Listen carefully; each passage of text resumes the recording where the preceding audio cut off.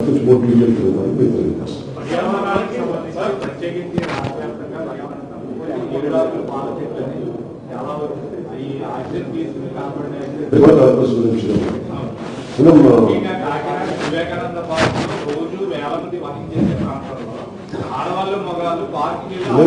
First అప్పుడు ఏమవుతుందంటే అలాగే ఇది ఏమవుతుందంటే ఇప్పుడు అరకొర జ్ఞానంతో మనకు కొంచెం మంచిగా నేను ఎక్కడో టిబెట్కి వెళ్తాను, టిబెట్ నుంచి జర్మనీ అక్కడి నుంచి చెట్లు కూడా వస్తే ఇట్లాగే ఉంది పరిస్థితి. అందుకనే స్థానికంగా నేటివ్ స్పీసీస్ ని మనం ఎంకరేజ్ చేస్తాం. బేసిక్ ఎవరైనా దేశాల నుంచి మన ఎక్స్పర్ట్స్ ని పట్టుకొచ్చి, ఉదాహరణకి మియావాకి ఫారెస్ట్ ఎక్స్పర్ట్ జపాన్ పట్టుకొచ్చి మీరు ఇక్కడ మియావాకి డెవలప్ చేయమంటే అక్కడ జపాన్ మనం చెట్లు పడుతున్నాం. మనకున్న చెట్లు మియావాకి నెట్టాడులో మనం చేసుకోవడం అనుకుంటాం. అలాగే ఎస్పెషల్లీ కోలాకాయ నాకు ఇదే వేదన ఉండదు. అసలు ఈ కోలాకార్పస్ అనే చెట్లని ఎందుకు వేయించారు? అక్కడ కనీసం నేను ఎప్పుడు చూస్తూ ఉండదని ఇరిగిపోతాయి మొక్కలు. ఐ థింక్ ఇట్స్ మలేసియన్ స్పీసీ కాదండి. ఒక దేశం మొత్తం మీద రాష్ట్రం మొత్తం మీద తమిళనాడు తెలంగాణ ఒక నేను కూడా తెలియకుండా నా ప్రాబ్లం ఉంది సార్ 10 చెట్లు. తర్వాత ఎవరు చెప్పారు అభిమానం అందరి స్వార్థం ఏమవుతుంది వెంటనే ఫస్ట్ రిపోర్ట్ పచ్చగా ఉండదు. పచ్చదనం అనేది చాలా అది ఎక్కువ కార్బన్ డైఆక్సైడ్ రిలీజ్ చేస్తారు ప్లస్ ఆక్సిజన్. దానికి ఏమి పూలు కూడా రావాలి కదా, వచ్చిన సరిగ్గా చెట్లు ఉండలేవు, పక్షులు ఉండలేవు. అది ఏంటంటే బేసిక్ అది మలేషియన్ ప్లాంట్. మలేషియాలో ఏంటంటే ఇప్పుడు దానికి అది ట్రాపికల్ ల్యాండ్ కాబట్టి ట్రాపికల్ మనకి దానివల్ల ఎక్కువ వర్షాపాతం ఉన్న నేల, ఎక్కువ వర్షాపాతం ఉన్న నేలకి సంబంధించిన చెట్టు. అంటే ఎక్కువ భూములు ఇవ్వకుండా అది ఎక్కువ పీల్చుకుంటుంది. దానికి వచ్చిన దాన్ని మనం ఇక్కడ పెట్టాము. ఆ ఎదుగుదల దాని ఎదుగుదల ఫస్ట్ దుబాయ్లో ప్రారంభించారు. దాన్ని దుబాయ్ మొక్క అనేవాళ్ళు వరకు ఆ కొన్న కాపస్ దాన్ని ఒక 15 years ఎప్పుడు బాగా ఇంపోర్ట్ చేశారు మనం అందరూ. ఇప్పుడు చేసాక ఇప్పుడు మనం చేయాల్సింది కలెక్టర్ గారికి ఖచ్చితంగా దృష్టికి తీసుకెళ్తాం. ఉద్యానవన శాఖ కూడా తీసుకెళ్ళి డిస్కరేజ్ చేయమని, అలాగే నర్సరీలు కూడా మీ తరఫు నేను అప్పీల్ చేస్తాను. ఇవి అలాగే ఏ ప్లాంట్స్ అయితే వేసారో సడన్గా తీసేస్తే కూడా ఏమైపోతుందంటే బోర్డుగా ఉండదు. అందుకని ఏంటంటే ఫేజ్ అంటే ఒక 3 phases తీసేయాలి. అంటే ఫస్ట్ ఒక ఆల్టర్నేట్ ప్లాంట్ పెట్టి అంటే ఫస్ట్గా చిక్కగా వేస్తారు మొక్కలు. ఆ మొక్కలకి ఏం చేయాలంటే ముందు ఒక 30 మొక్కలు కనీసం 10 మొక్కలు తీసేది ఫస్ట్ ఫేజ్ లో. దాన్ని ఇంకొంచెం ఫాస్ట్గా పెరిగి మన నేటివ్ స్పీషీస్ వేసుకోవడం, ఇంకొక ఫ్యూ మంత్స్ మళ్ళీ ఇది చేయాల్సిన అవసరం ఉంది. దీన్ని కొంచెం వాటర్ ఫుటింగ్ లోనే చేయాలి. అవి చాలా డేంజరస్, పర్యావరణం కూడా మన అట్లీస్ట్ అది మనకి చాలా మనకి ఇష్యూస్ చాలా వస్తుంది. ఖచ్చితంగా ఇది కొంచెం మీరు రైట్ పాయింట్ రైజ్ చేశారు. We are with you and will correct that part and will do. పుష్కలంగానూ ఉమ్మడి తూర్పు గోదావరి జిల్లాలో సముద్ర తీరం వెంబడి ఓఎన్జీసీ గేమ్ సంస్థ ఆయిల్ రైతులు తీసుకుని వెళ్తున్నాయి. కానీ ఈ ఉమ్మడి గోదావరి జిల్లాకు సంబంధించిన గేయులు పైపులైన్ల భూముల కింద మొన్న నగర ఓఎన్జీసీ గడం జరిగి 10 ఏళ్ళు అయింది. వాళ్ళ గతంలో నగర ఓఎన్జీసీ గేమ్ బ్లాస్ట్ జరిగి 25 మంది చనిపోయారు. సో వాళ్ళు దిక్కుమడి పడుతుంది. కానీ ఓఎన్జీసీ సంస్థల నుంచి ఉమ్మడి గోదావరి జిల్లాలకు సంబంధించిన ఏదైతే రిఫైనరీలు కానీ ఇవన్నీ అంటే కోకోనట్ అంటే కోనసీమ అంటారు, అలాంటి కోకోనట్ రీసెర్చ్ సెంటర్ లాంటివి లేవు. సో అలా రైతులు ఇబ్బందులు పడుతుంది. మీరు అన్నారు పంచగత గ్రామీణ అభివృద్ధికి ఎలాంటి నిధులు రావాలి, కానీ అలాంటి సంస్థలు ఎదుగుదలేస్తారు. గత ప్రభుత్వం కూడా అలాగే గెయిల్ని కానీ ఓఎన్జీసీ ప్రాబ్లం ఎక్కడ ఉందండి సార్? నేను చాలా మంది ఉన్నతాధికారులు ఢిల్లీలో కలిసినప్పుడు బేసిక్ గా సిఎస్ఆర్ గురించి మాట్లాడతాం. మేము ఇక్కడి నుంచి కొంత దేశానికి కావాల్సిన సహజ సంపద నుంచి తగ్గుతున్నప్పుడు తీసుకెళ్తున్నప్పుడు ఒక కన్స్ట్రక్షన్ కి ఒక డిస్ట్రక్షన్ రావు. But how do we win that is the process of civilization. ఒక కట్టడం నిర్మించాలంటే ఎక్కువ చోట్ల కొంచెం చెట్లు పోవాలి, కొంత గ్రావెల్ తవ్వాలి, కొండ కరగాలి. అక్కడ దట్స్ అండర్స్టూడ్. కానీ how balance we are how constructive అనేది మనకి ఒక క్రైటీరియా.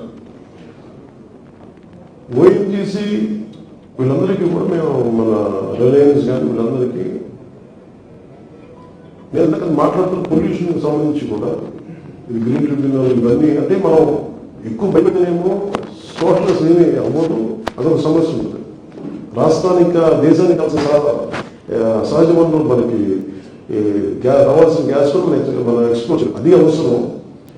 కానీ ఇప్పుడు వాట్ కాస్ట్ అనే దాన్ని ఉన్నప్పుడు ఖచ్చితంగా దాని గురించి మనం దృష్టి తీసుకోవాలి. వాళ్ళందరూ ఏం మాట్లాడతారంటే ఉదాహరణకి ఏటిమోగ ఇష్యూ కూడా ముమ్మడివరంలో మాకు రిలయన్స్ పైప్ వేసినందుకు మాకు కంపెన్సేషన్ ఇచ్చారు, కానీ మాకు ఏంటో మా మత్స్యకారులకు రాలేదు ఇష్యూ.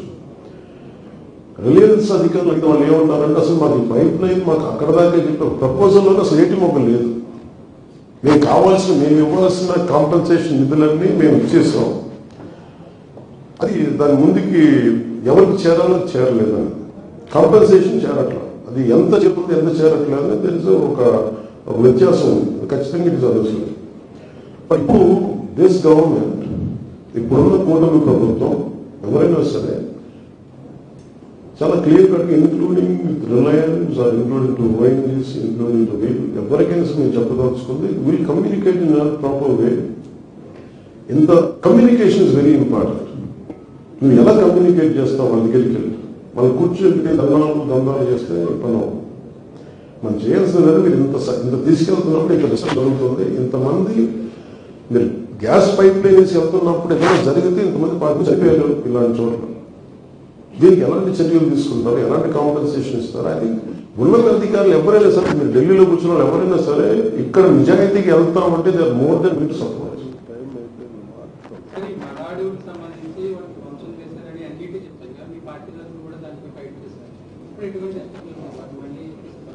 అంటే మనకు రెండు రకాలు ఉన్నాయి.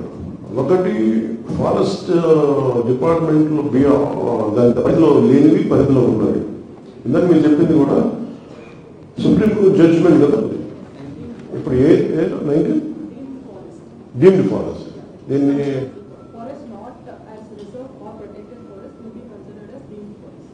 ఇది ఏ జడ్జిమెంట్ 60 సంవత్సరాల క్రితం ఇది ఈ పరిధిలోకి రానివి మనకి రిజర్వ్ ఫారెస్ట్ కానీ వీటి కింద రానివి ఇవన్నీ కూడా అవి డీమ్డ్ ఫారెస్ట్ కింద చేసి దాన్ని కన్సిడర్ చేయాలని, ప్రొటెక్ట్ చేయాలి. అది కూడా అటవీ శాఖ పరిధిలో అలాంటి వాటిని పరీక్షించాలన్నది కాదు. దానికి ఏమున్నది, దానికి కావాల్సిన మంచినీరు మరడుగులు ఏంటంటే బేసిక్ తీర ప్రాంతాన్ని మీకు తెలుస్తుంది, తీర ప్రాంతాన్ని మనకి సేఫ్ గార్డ్ చేస్తాయి. కాకపోతే ఈ డ్రెడ్జింగ్ వల్ల కొంత పోయింది, ఈ షిప్స్ రావడానికి రాకపోకలు కోరికలు తీయటం, అలాగే కొంత కాలువలు తవ్వరాలు డ్రెడ్జింగ్ యాక్టివిటీస్ వల్ల ఈ నీటి ఒక దాని చేసింది, దానివల్ల మనడు కూడా దోషం కాకుండా దాని తోడు గత ప్రభుత్వం చేసింది ఏంటంటే నివాస యోగ్యం ఏదో చేతులు పట్టాలు ఇచ్చి చేతులు దులిపేసుకున్నాం అనే ప్రక్రియలో మనడంలో స్థలం వచ్చింది. అక్కడ దాదాపు 3 లక్షల టన్నులు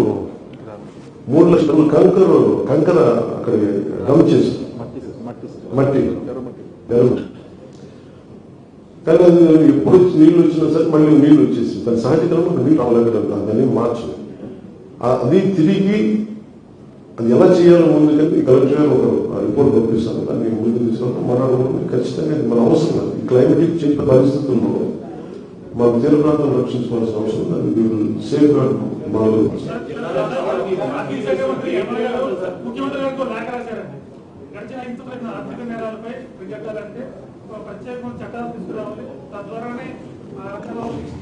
అంటే ఇప్పుడు ఎట్లా అయిపోయిందండి సార్ ఇది, మీరు చూస్తే ఫండ్స్ డైవర్షన్ ఫస్ట్ ప్రాబ్లం ఏంటంటే ప్రతి దేనికి కేటాయించబడాలో దాన్ని కేటాయించకుండా రకరకాల పరిస్థితులకి ప్రతిసారి కొంచెం ఫైనాన్షియల్ ఫిజికల్ అడ్జస్ట్మెంట్ ఉంటుంది, కానీ అసలు ఇవన్నీ తొమ్మిదిలో దొరికిస్తుంది లాస్ట్ ప్రభుత్వం. సో దానికి ఖచ్చితంగా ఒక నియంత్రించే ఒక వ్యవస్థ ఉండాలి. ఉదాహరణకి ఇదివరకు ఫండ్స్ డైరెక్ట్ గా స్టేట్ ఎక్స్చేకర్కి వచ్చేస్తే ఎన్ని సెంట్రల్ ఫండ్స్ ఇప్పుడు సెంట్రల్ గవర్నమెంట్ కూర్చోబెట్టి నీకు పంచాయతీలు డైరెక్ట్ అకౌంట్స్ లో పంపిస్తాం, లేదంటే ఇలా ప్రత్యేకించి స్ట్రీమ్లైన్ చేస్తా ఉంది. దాంట్లో భాగంగానే will take that kind of action.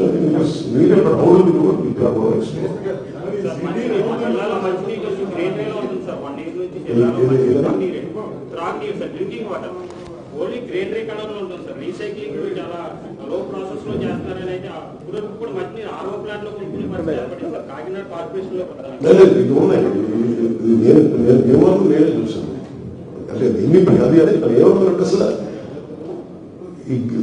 ఆకుపచ్చ నీళ్లు అది ఎక్కడో మనకి అది ఏముందంటే ఒక విచిత్రమైన పరిస్థితిలో ఉన్నాం మనం. ఆక్వాకల్చర్ లో సంపద అయిపోయింది రావడం.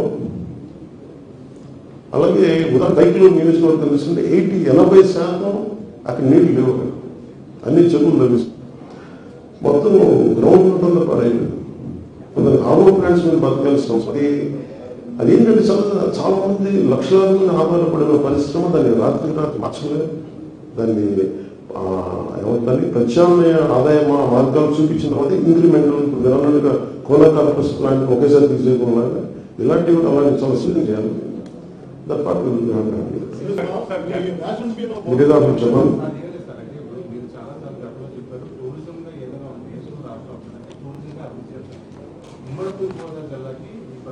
చాలా ఎక్కువగా ఉంది.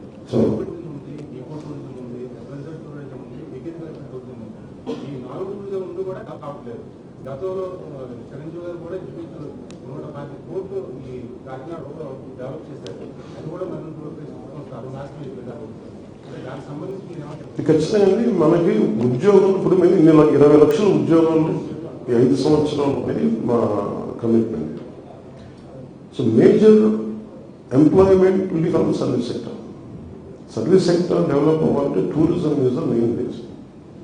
That too east Godavari has the greatest potentiality which we are exploring. నిన్న ప్రధానమంత్రి గారిని కలిసినప్పుడు కూడా మన బాలసౌరి గారు కూడా మాట్లాడినప్పుడు నేను ప్రసాద్ స్కీమ్ అనేది టెంపుల్ చుట్టూ సర్కిల్ ఒకటి అదొకటి, అలాగే బోర్డు అన్ని హిస్టారికల్ సైట్స్ ఉన్నాయి. ఎకో టూరిజం ఉంది. ఆ ఉద్దేశం కూడా ఏంటంటే మనకి మీరు చెప్పినట్టుగా ఈ అగ్రికల్చర్ టూరిజం ఇంకా ఎవరు ముందుకు తీసుకెళ్ళాలి, దాన్ని బలంగా తీసుకెళ్ళాలి. ఇదేమైపోతుందంటే ముందు ఓపెన్ గవర్నమెంట్ అంటే నేను ఉదాహరణకి నేను పంచాయతీ గురించి 4 డిపార్ట్మెంట్ సలహాలు సూచనలు ఇవ్వండి అంటే ఒక్క రోజు 20,000 వచ్చింది. సో అందుకే we are deeply committed for tourism. మీరు సెక్టర్స్ అలాగే ఈ కొబ్బరి పరిశ్రమకు సంబంధించి కోనసీమకు సంబంధించి ఈ కోకోనట్ బోర్డు కానీ అలాగే ఇవన్నీ కూర్చొని ఎలా చేయాలి దీనికి.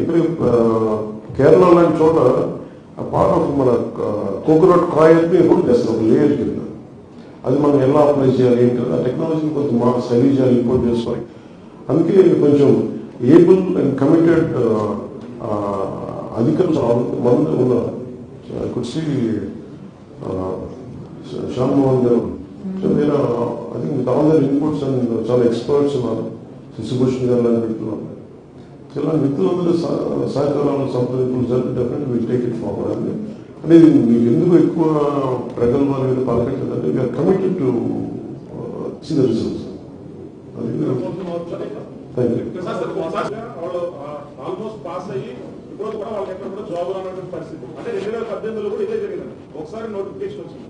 రాష్ట్రంలో 5 లక్షల మంది ఈ పరీక్ష రాస్తే క్వాలిఫై అయిన వాళ్ళలో 90,000 మంది ఇప్పుడు కూడా రోడ్డు పైన వాళ్ళు ఉన్నటువంటి పరిస్థితి. ఏజ్ బార్ ఎక్కువ వస్తుంది, 20 సంవత్సరాలు దాటేస్తుంది. వాళ్ళ పరిస్థితి తీసుకెళ్తారు. ఖచ్చితంగా తీసుకెళ్తారు. అంటే ఇప్పుడు అంటే నేను పిఠాపురం సభలో కూడా మాట్లాడుతున్నాను. సో ఇది అల్లావుద్దీన్ అద్భుత దీపం అకౌంట్. అంటే ప్రతి సమస్యకి వెంటనే పరిష్కారం అవుతుంది. ఒక ఆడబిడ్డ మాయమైపోయి వాళ్ళు అదృశ్యం అయిపోతే 9 months తర్వాత వాళ్ళు మా దృష్టికి తీసుకెళ్తారు. ఇలాంటిది ఒక్క ఆడబిడ్డ అదృశ్యం అయిపోతే this government has taken sheeting less than 72 hours. You could trace out and bring her back tomorrow. అలాంటి 30,000 మంది ఆడపిల్లలు అదృశ్యం దాన్ని కనీసం ప్రెస్ మీట్ కూడా పెట్టలేదు. అలాగే మీరు చెప్పే ప్రతి సమస్యకి కానిస్టేబుల్ ఏం చెప్తారు ఎవరికి తెలియదు ఏం కాదు, మీరు దాచేది ఏం లేదు. It's very open about it. Constables police recruitment జరగాలి, భర్తీ జరగాలి. ఇట్ ఈస్ ఆల్ అబౌట్ ఎంత నిధులు ఉన్నాయి, ఎన్ని ఉద్యోగాలు ఇవ్వాలి, ఎంత జీతాలు ఇవ్వాలి. యాజ్ ట్రాన్స్పరెంట్ యాజ్ పాసిబుల్ ఖచ్చితంగా మీరు ముందుకు తీసుకెళ్ళాలి, చెయ్యాలి. వీఆర్ ఆల్ క్రియేటింగ్ ఒక పరిష్కారం కోసం ఖచ్చితంగా వాళ్ళకి వారి సమస్యలు అదృష్టం ఇంక్లూడింగ్ హోమ్. మీరు ఇంకా పోలీసులు చెప్తే మీకు నేను హోమ్ గార్డ్స్ కూడా అసలు ప్రతి స్థాయిలో